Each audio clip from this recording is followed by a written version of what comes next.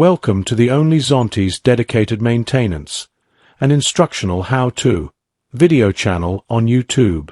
Zontes videos are designed for factory training and dealer know-how, as bikes these days disassemble in a complex layered manner.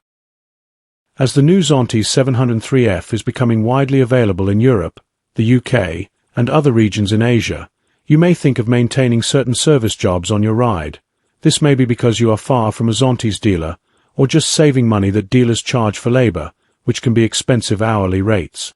Changing the air filter on your Zontes 703F is an easy process, yet is essential for several reasons. Improved engine performance. A clean air filter ensures that the engine receives an adequate supply of clean air, which is crucial for optimal combustion. A clogged filter can restrict airflow, leading to reduced power and efficiency. Fuel efficiency. When the engine struggles to get enough air, it compensates by using more fuel. Replacing a dirty air filter can help maintain better fuel economy. Prolonged engine life.